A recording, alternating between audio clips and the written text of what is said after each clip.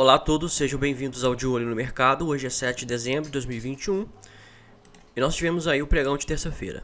No pregão de hoje, o mini índice, ele no gráfico diário, rompeu a LTB, a linha de tendência de baixa, né, que foi formada, né, devido à tendência de baixa no gráfico diário, ocorrida desde junho deste ano, tá? E a priori, né, começou um movimento de correção. A gente sabe que a tendência ela é formada por topos e fundos. A tendência de baixa são topos e fundos descendentes, ou seja, um abaixo do outro. A tendência de alta, topos e fundos ascendentes. Então, enquanto não houver topos e fundos ascendentes, nós não temos tendência de alta. Então, a gente não pode falar que o mini índice está em tendência de alta. Tecnicamente, ele não está em tendência de alta. Ele precisa formar um fundo mais alto que o fundo anterior e logo após formar um topo mais alto, confirmando o pivô de alta. Ok? Nos 60 minutos, ele vem formando uma LTA, né? Porque nos 60 minutos, sim, ele teve já um pivô de alta, né? Aqui ele tem o primeiro, o segundo, o terceiro e aqui possivelmente um quarto, né? Os preços zero correção na média de 20 e na LTA. E aí vamos ver se eles vão se manter dentro da LTA, tá? Se eles caírem abaixo da LTA, a tendência de alta dos 60 minutos foi perdida, tá? Porque o mercado ele está com muita volatilidade, né? Principalmente os contratos futuros, eles têm muita volatilidade. Se, né, quem espera entrar numa tendência de alta, por exemplo, nos 60 minutos aqui e ficar comprado e só ver os preços subirem, pode tirar o seu cavalinho da chuva, né? Porque ainda mais no contexto em que nós estamos, né? O contexto em que a bolsa ela está descolada da economia, né, real, tá? A economia que rege, né, tudo, as nossas vidas, os negócios, o governo, tudo, né? Porque o PIB ele veio baixo e a projeção é que o PIB do ano que vem seja negativo, tá? O país ele perdeu riqueza, né? A riqueza foi pequena e no ano que vem, ao invés de criar riqueza, ele vai perder riqueza. E como o mercado ele trabalha com projeções futuras, com expectativas, né, com que todo mundo acha, né? E ele então já meio que antecipa, né, essa visão, esses fatos, né? Os dados saem das projeções e o mercado vai lá e se movimenta de acordo com aquelas previsões. Então, né, essa alta aqui, ela tecnicamente a gente vai para o gráfico semanal.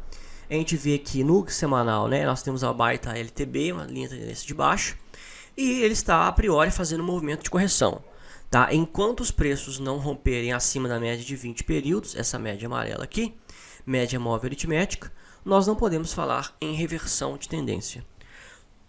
O movimento de alta ele se configura como um movimento de correção.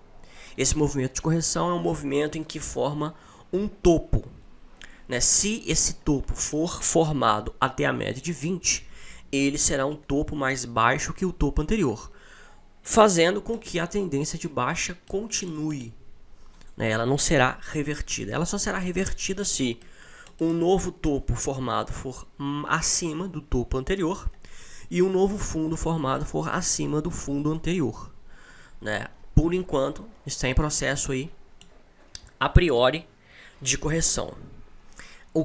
Esse candle que está sobre a média de 200 períodos, essa média verde, ele ainda está em aberto, né? Esse aqui é o candle semanal, né? Então, não tem nada fechado. O DI- permanece acima de DI+, né? Os indicadores todos ainda baixistas e segue o baile. Segue o baile. Os preços eles atingiram uma resistência importante, né? Conceitos de resistência são conceitos básicos, tá? Tudo isso é o seguinte.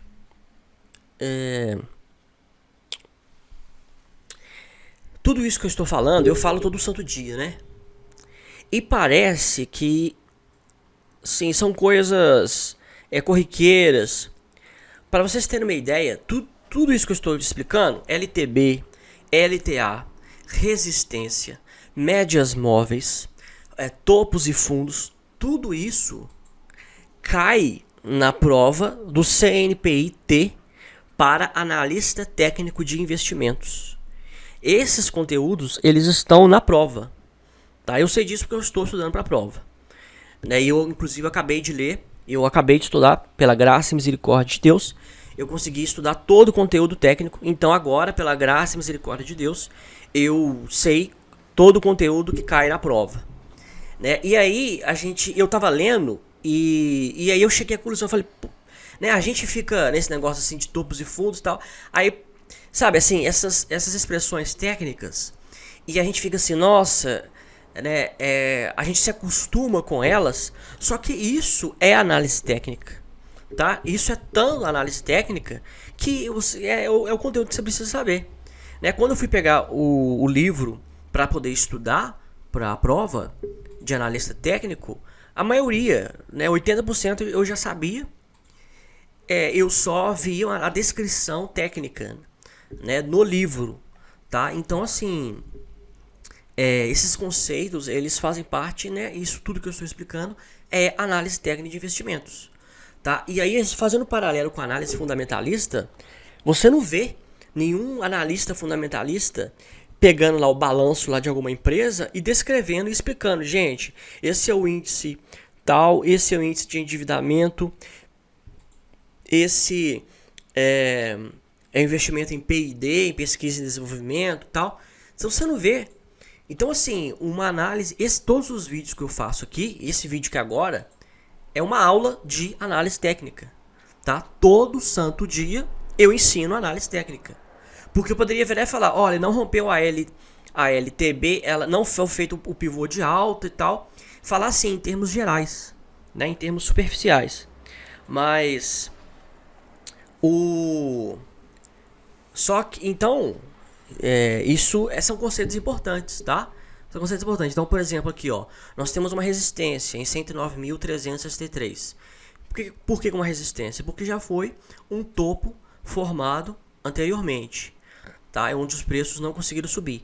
Então, esse conceito de resistência ele é importante, né? Ele cai na prova do CNPI, o conceito de resistência, né? E não apenas a definição, mas o conceito, né? O que seja resistência, tá? E aí a resistência, a gente também tem ela no contexto do trading, tá? Existem setups em que as pessoas operam no rompimento de uma resistência e por aí vai. Então, eu acho importante, né, dizer isso, que, sabe, são, né, os vídeos diários que eu faço, são aulas em que eu descrevo minuciosamente todos os conceitos de análise técnica, né? É o mesmo que alguém pegar, né, os balanços lá, né, índices econômicos e começar a explicar por que isso, por que a empresa vale isso e tudo mais, entendeu? Então é isso. O mini dólar ele fez correção na LTA, linha de tendência de alta, e ele fez a correção, né? Ele parou sobre ela. Então nós temos que esperar para ver se ele vai voltar a reagir. Não dá para saber se ele vai cair ou se ele vai voltar a subir. O DMI indica que ele vai voltar a subir. O DMI, o DI+, está acima de DI-. No de index, a média mais curta acima, a mais longa abaixo, tá? Então, o TRIX ainda está positivo.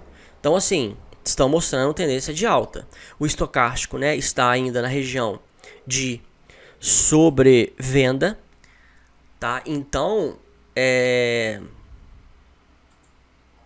eles ainda estão indicando tendência de alta. Então a gente espera que ele retome o movimento de alta, mas você não vai contar com isso, né? Você tem que esperar um candle ser formado, essa resistência aqui, ó, em 5,73 ser rompida, né? Porque ela já foi testada várias vezes.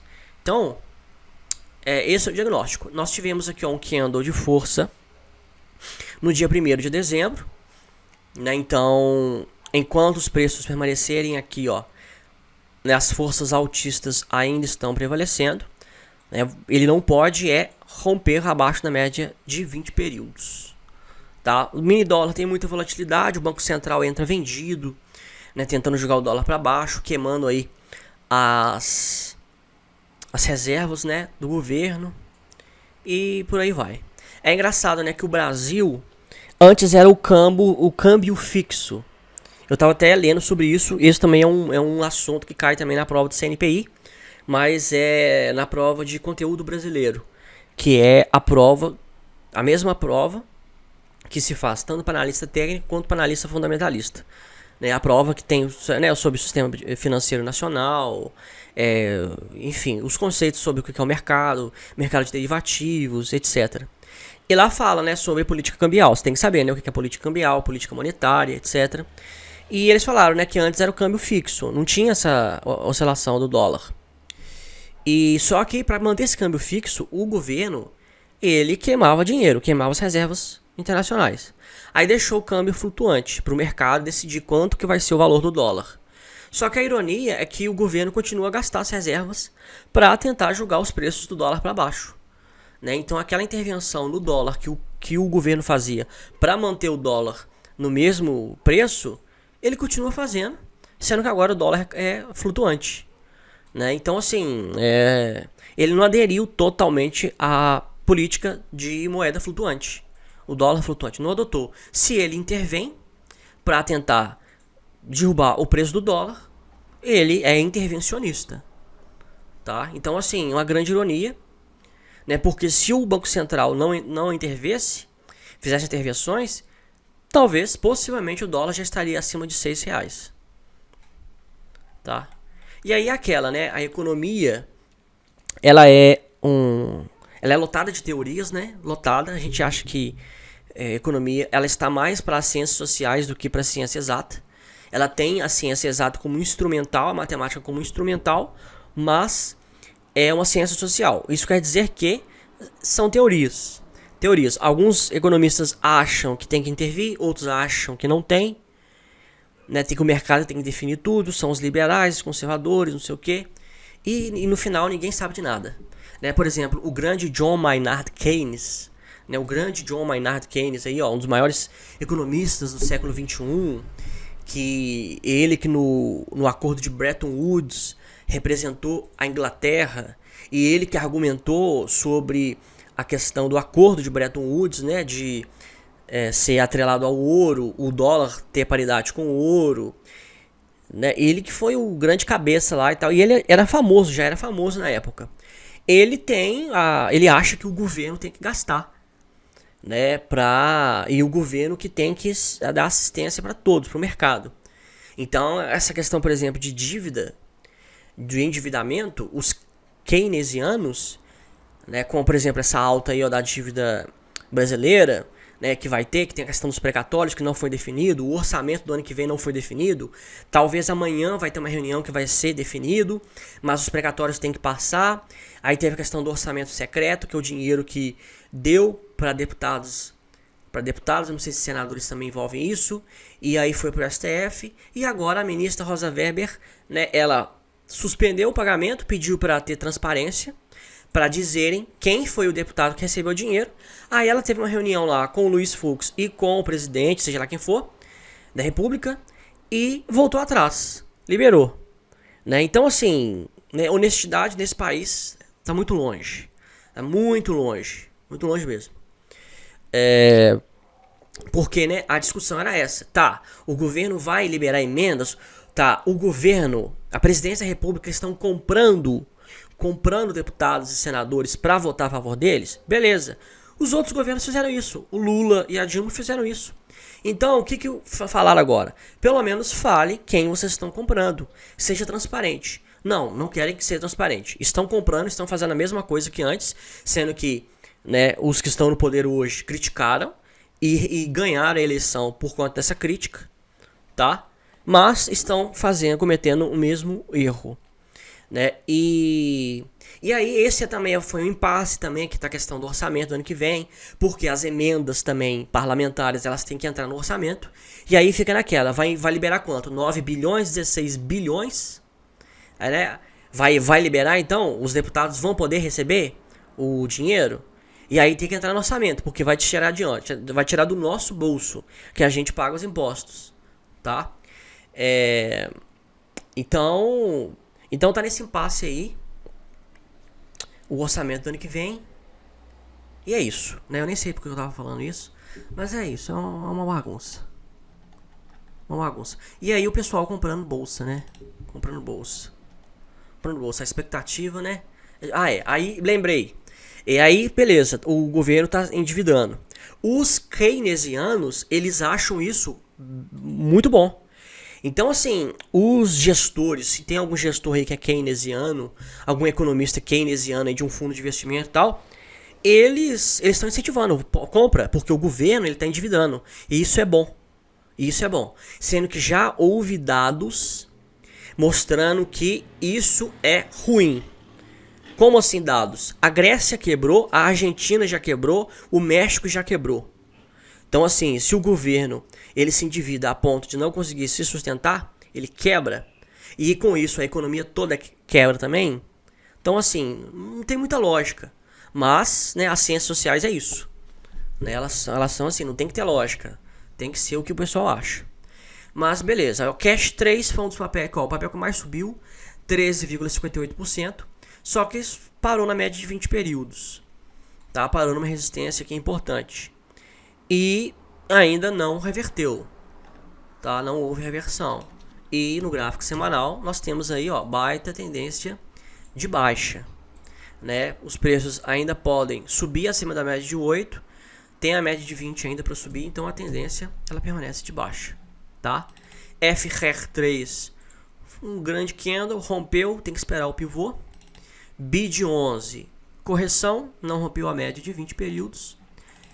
Enjoei fez uma correção. SGPS 3, correção.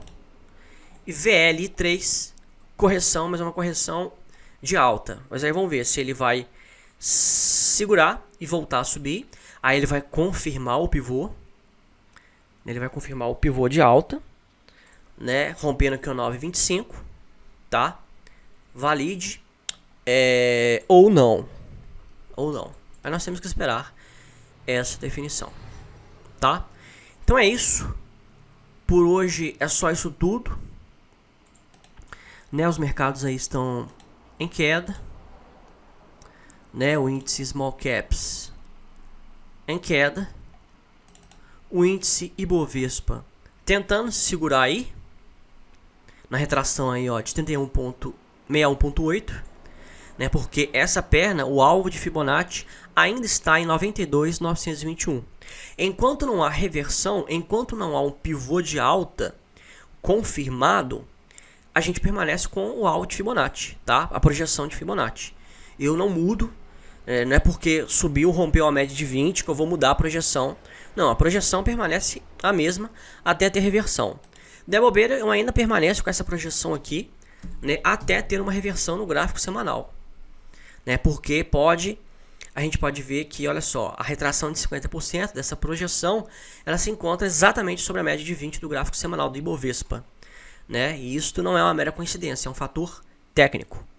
Tá? E como diz o Allbrooks, né? O Allbrooks, ontem eu falei sobre isso, né? Ele sempre espera retrações de 50% das pernas de baixa, ok?